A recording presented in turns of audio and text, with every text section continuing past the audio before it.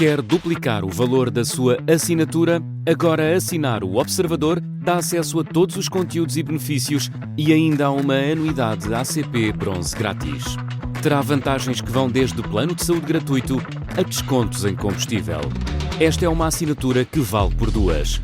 Assine hoje em observador.pt com 45% de desconto. É meio-dia.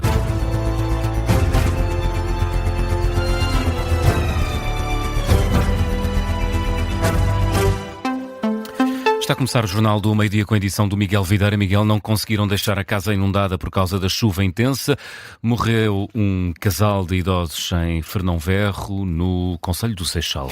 Com mais de 80 anos, as circunstâncias exatas desta tragédia não são conhecidas. Junto à casa deste casal está a esta hora o fotojornalista do Observador, João Porfírio. João, que mais informações conseguiste apurar? As informações são que este casal foi surpreendido pela subida das águas à meia da noite, quando o pico desta tempestade atingia esta região. À volta da casa onde me encontro, onde este casal de 88 anos perdeu a vida, encontra-se praticamente tudo inundado. Isto é uma pequena urbanização de Fernão-Ferro, numa zona de pinhal, muito perto de um grande pinhal que existe aqui em Fernão-Ferro, e estas habitações, uma urbanização que foi crescendo, segundo os familiares deste casal de idosos nos foram contando, uma urbanização que foi crescendo pós 25 de Abril e que naturalmente de gênese ilegal, mas que atualmente todas estas habitações estão legais e tudo o que está à volta desta habitação é um gigantesco lago, porque tudo aqui à volta está alagado. Aliás, prova disso mesmo é que as autoridades tiveram que partir não só uma janela, mas também um muro desta habitação para então retirar este casal de idosos que foi surpreendido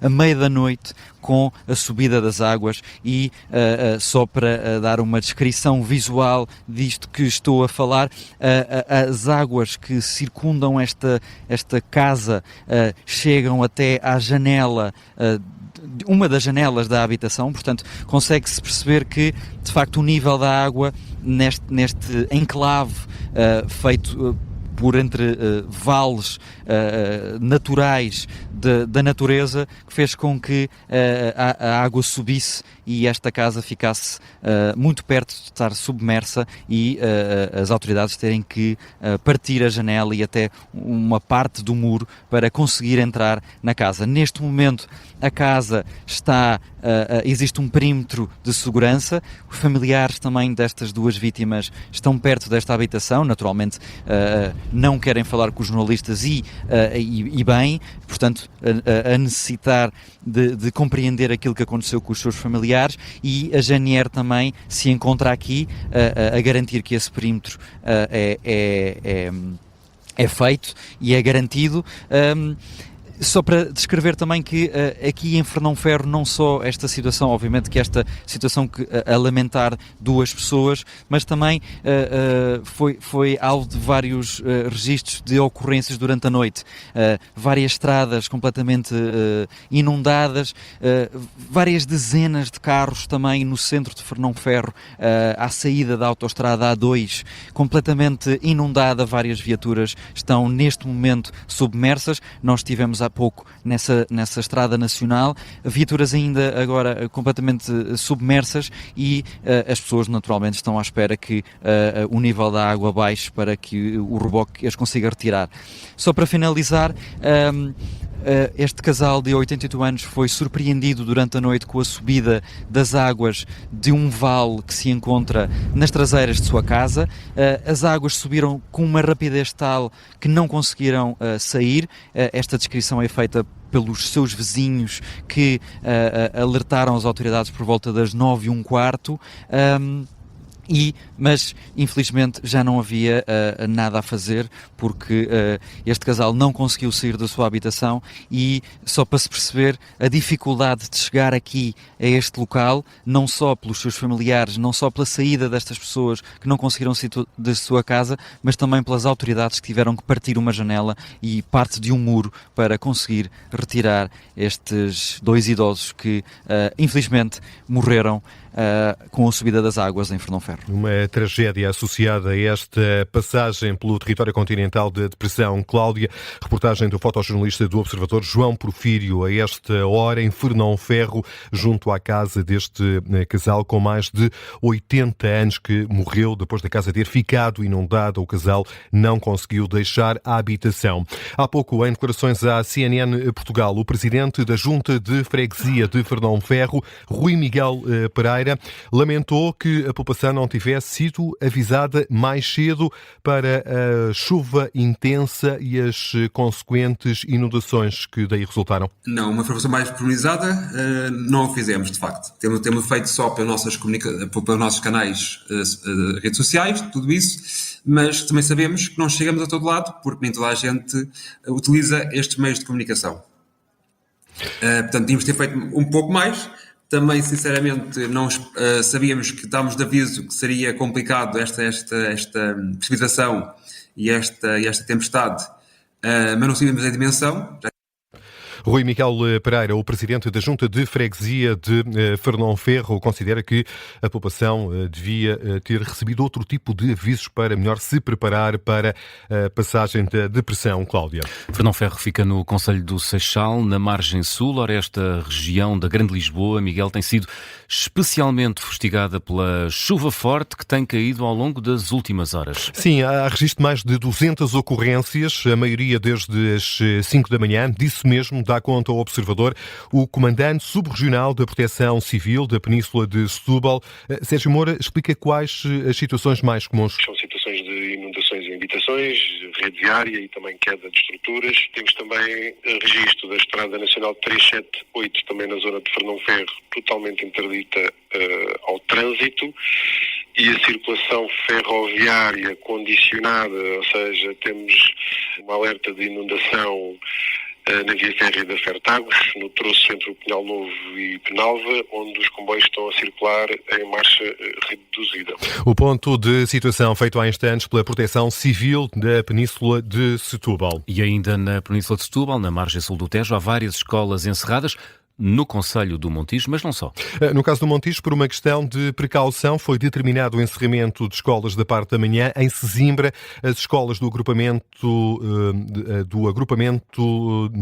de Sampaio também estão encerradas esta quinta-feira. Há registro de várias inundações e quedas de árvore nestes 2 municípios. Subimos no mapa até à região de Santarém, região tradicionalmente vulnerável aos fenómenos de chuva intensa. Na Lesíria do Tejo foram registadas pouco mais de 100 ocorrências, uma centena de ocorrências até às 11h30 da manhã.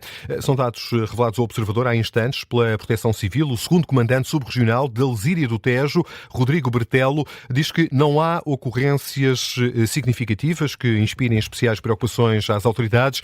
Ainda assim, dá conta que 4 viaturas ficaram submersas. Desde as 0 horas de hoje até às 11h30 tivemos um total de 105 ocorrências, com 6 quedas de árvore, 5 movimentos de massa, 80 inundações, 2 quedas de estruturas, 8 limpezas e sinalização de vias e 4 salvamentos aquáticos, ou seja, retirada de veículos que ficaram presos pela subida das águas. Rodrigo Bertelo, da Proteção Civil da Lesíria do Tejo, em declarações ao Observador, diz ainda que há estradas condicionadas, de circulação condicionada devido à chuva, mas nenhuma via está cortada. E no arquipélago da Madeira foi prolongado o aviso de agitação marítima e vento forte até à próxima sexta-feira. É essa a decisão da Capitania do Porto do Funchal. O aviso vigora até às 6 da manhã da próxima sexta-feira, de amanhã. Os avisos anteriores estavam indicados até às 6 da tarde de hoje, sendo que este prolongamento do aviso de agitação marítima e vento forte decorre das previsões do Instituto Português do Mar e da Atmosfera. O aviso de visibilidade má foi cancelado, passando a ser moderada, por vezes fraca, refere a Autoridade Marítima Nacional. E Miguel, o que podemos esperar para as próximas horas? A chuva vai continuar a cair de forma intensa? É essa a pergunta para Jorge Ponte, meteorologista do Instituto Português do Mar e da Atmosfera, que está connosco nesta edição do Meio-Dia da Rádio Observador. Boa tarde, bem-vindo, obrigado pela sua disponibilidade. E a pergunta é mesmo esta que o João fazia. A chuva vai continuar a cair nas próximas horas? Sim, a chuva vai continuar a cair, no entanto, prevemos que o período realmente mais gravoso, tal como estava previsto, tivesse sido esta noite, esta madrugada e manhã. De facto, ainda havia incerteza dos locais que iriam ser mais afetados. O aviso laranja esteve emitido com antecedência, mas apenas quando se observou de facto o local onde a linha ondulou, é o termo que utilizamos na meteorologia. Portanto, significa que a linha ficou estacionária durante pelo menos 2 horas sobre o mesmo local. Isso era impossível de prever. Assim que se verificou onde esse fenómeno iria ocorrer, foi emitido o aviso vermelho. Essa situação já está ultrapassada. Essa linha de instabilidade, entretanto, perdeu atividade ao se dirigir para leste. No entanto, nas próximas horas ainda poderá haver precipitação forte. Ainda temos aviso laranja nos distritos mais a sul, particularmente os distritos de Faro, Beja, Évora e Porto Alegre. O Algarve ainda tem tido precipitação intensa e também com trovoada. A situação irá melhorar gradualmente a partir do final do dia. No entanto, ao longo dos próximos dias ainda vamos ter períodos com aguaceiros fortes, acompanhados de trovoada, o vento a soprar por vezes com mais intensidade. Chamo particularmente a atenção para o período entre o meio da manhã de sábado e o meio da tarde, onde poderemos ter aqui um novo agravamento do estado de tempo na região sul. Estamos a avaliar também essa situação, mas genericamente a depressão Cláudia irá exercer a sua influência sobre o território do continente pelo menos até domingo. Segunda-feira ainda com aguaceiros associados a essa depressão, mas já menos intensos e menos frequentes. E a chuva que há pouco referia, que explicava que vai continuar a cair essencialmente na região sul do país, chuva em precipitação em quantidade suficiente para provocar inundações? Depende sempre muito do local onde essas precipitações mais intensas ocorrem. Portanto, imaginando que essas precipitações ocorrem mais sobre terrenos agrícolas ou sobre floresta, não causa tanto impacto como se cair em meio urbano, como deve imaginar. Estes aguaceiros têm sempre alguma imprevisibilidade nos locais onde vão ocorrer com maior intensidade. Os avisos, portanto, todo o continente vai continuar sob aviso amarelo, pelo menos até sábado, provavelmente estendido a alguns locais no domingo ainda, que será um dia ainda com aguaceiros por vezes fortes. No entanto, a situação não se compara à desta noite, onde tínhamos de facto uma linha de convecção muito bem organizada, muito bem definida e com lenta progressão. Os aguaceiros a partir da manhã vão ter uma progressão mais rápida. Portanto, pode chover forte, mas por períodos mais curtos, daí o aviso de nível amarelo e não mais gravoso. E quanto ao arquipélago da Madeira? Havia também um aviso para o arquipélago da Madeira. Qual é que é a previsão? Sim, no arquipélago da Madeira também, esta noite também passou uma linha de convecção organizada, também com rajadas de vento e alguma precipitação forte. Ainda continuaram a haver alguns aguaceiros, mas a situação é de melhoria gradual nas próximas horas. Ainda se manter alguma agitação marítima. Pode haver, entretanto, nos próximos dias um ou outro período ainda com algum aviso amarelo, mas a situação mais gravosa também já terá sido ultrapassada na região da Madeira.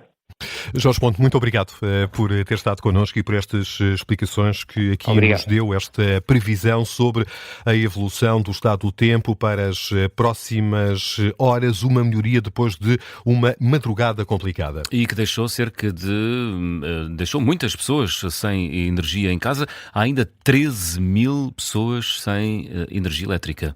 Sim, é esse o balanço mais recente da E-Redes. A falha de energia afetou sobretudo os distritos de Lisboa, Santarém e Setúbal. O número de clientes afetados chegou aos 20 mil esta manhã. Só na região de Setúbal, 8 mil pessoas ficaram sem energia. A Redes assegura que está no terreno, pois claro, a tentar resolver a situação. São os efeitos da depressão Cláudia. O climatologista Mário Marques explica que o fenómeno é habitual nesta época do ano, mas critica a forma como o dinheiro público não tem sido utilizado para infraestruturar as nossas cidades. Sim, aqui fomos dando conta ao longo desta edição do meio-dia que um pouco por todo o país há várias estradas inundadas que provocaram diversos constrangimentos no trânsito. A questão não é de agora, é isso que sublinha o climatologista Mário Marques, que critica a forma como têm sido utilizados os fundos públicos que não têm servido para criar resiliência nas cidades para fazer face a este tipo de situações. Diz que Portugal está neste capítulo muitos anos atrás de outros países europeus. Portugal nos últimos anos só tem gasto dinheiro em obras públicas e outras questões e que não pensam nos cidadãos. E quando pensamos nos cidadãos é preparar as cidades, criar resiliência. Fala-se em ordenamento e planeamento do território, mas nunca se coloca em nada em prática. Existe um subdimensionamento de toda a drenagem e escoamento subterrâneo, seja a separação de águas pluviais, de águas residuais nos principais centros urbanos, mas em termos de dimensão de tubos de escoamento, é praticamente a mesma e as cidades cresceram. E cresceram em locais onde eram, por vezes, leitos de cheia. Nós entubamos as ribeiras, escondemos as ribeiras, construímos em cima de ribeiras e os outros países já há mais de 30 anos para cá estão a fazer o oposto. O climatologista Mário Marques foi convidado ao explicador da Rádio Observador esta manhã, alerta para a possibilidade destes eventos de chuva forte se intensificarem no futuro. Entretanto, a circulação de comboios já foi retomada. A circulação de comboios na linha do Norte já foi retomada. Esteve suspensa entre um entroncamento e Santarém devido a uma avaria no sistema de sinalização, sendo que há pouco a CP já deu conta que foi retomada a circulação na linha do Norte. Já aqui demos conta, João, que a margem sul tem sido especialmente atingida pela chuva forte que tem caído nas últimas horas, agora com menos intensidade. O pior já passou, foi também essa a explicação aqui dada há pouco por Jorge Ponte, meteorologista do Instituto Português do Mar e da Atmosfera. Um dos locais especialmente atingido pela chuva forte foi o Montijo, onde está a esta hora o Vasco Maldonado Correia. Vasco, chove muito, são visíveis esses sinais de chuva intensa que caiu, especialmente a partir da madrugada? Agora já não tanto, Miguel, já se vai notando essa melhoria que aqui ouvíamos há pouco também neste noticiário. Ainda se faz sentir um vento muito forte e até mudar de direção, mas nesta altura vai chovendo menos, pode ser momentâneo, mas neste momento já vejo aqui algumas pessoas a andar na rua e já sem guarda-chuva, ainda vai pingando um pouco, mas não tanto como se fez sentir nesta madrugada, circulando aqui pelo Montijo. Vão-se notando ainda algumas poças grandes na berma das estradas. Há também algumas rotundas em que certas vias continuam fechadas com fitas da Proteção Civil, fitas da Proteção Civil que em alguns sítios também estão na estrada, ou seja, que talvez o vento tenha rompido e por isso vias em que deviam estar fechadas com essas fitas e que agora já não estão, e essas fitas estão no meio da estrada. Além disso, Miguel, em algumas ruas, algumas estradas que dão acesso aqui ao centro do Montijo, além de se notarem alguns ramos de árvore que terão caído ao longo desta madrugada e também terão circulado com as águas que foram inundando as ruas, há também alguns sítios, especialmente estradas que fazem fronteira com alguns terrenos que ainda estão com muita lama, onde continua a não ser muito seguro passar de carro, e vai-se notando também a estrada muito suja ainda, e ainda a precisar que chova mais um pouco para ir limpando essas estradas e para que volte a ser possível circular. Mas nesta altura, como dizia Miguel, mais vento do que chuva no Montijo. Vasco Maldonado Correia, repórter do Observador, um dos repórteres do Observador a esta hora na rua para nos dar conta aqui na antena da rádio dos efeitos do mau tempo em Portugal continental e também no arquipélago da Madeira. Sendo que há essa notícia a destacar, em Fernãoferro, freguesia do concelho de Seixal, na margem sul do Tejo, morreu um casal de 88 anos, consequência do mau tempo da última madrugada. Vamos continuar a avaliar os efeitos da depressão Cláudia ao longo do dia, Miguel, mas há outras notícias também a marcar esta quinta-feira. Por exemplo, a reunião desta tarde da UGT, a União Geral de Trabalhadores, que vai formalizar a adesão à greve geral do próximo dia 11 de dezembro. A Central Sindical insiste que não tem havido negociação com o governo que tem lançado vários apelos a pedir a desconvocação da paralisação. Foi uma reunião de emergência. O PSD Lisboa esteve reunido ontem à noite para analisar o resultado da eleição para a presidência da Assembleia Municipal de Lisboa. A informação é avançada ao Observador por Luís Newton, a Presidente da Conselhia Social Democrata, isto depois de Margarida Mano não ter sido eleita. Teve 31 votos, quando o PSD e CDS-IL têm um total de 32 deputados municipais. Luís Newton fala numa união da esquerda para subverter o resultado eleitoral. Lá por fora, a Rússia revela que abateu esta noite 130 drones da Ucrânia. Já a principal empresa energética ucraniana denuncia ataques russos nas últimas horas. Há registro de danos e falhas elétricas em várias zonas do território ucraniano.